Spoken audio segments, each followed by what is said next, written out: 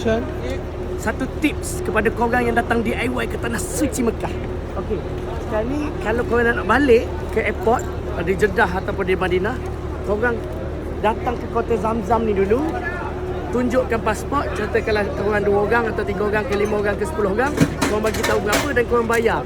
Kalau korang RM10, RM11, RM12 sahaja. Bukan ringgit lah, rial sahaja. Untuk satu kotak air Zamzam ni yang dekat Malaysia harga dia ratusan ringgit. So, satu orang boleh buat balik satu saja.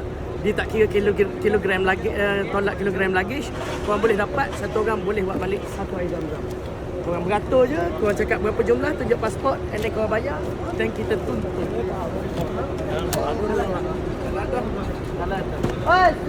Okay, Talata.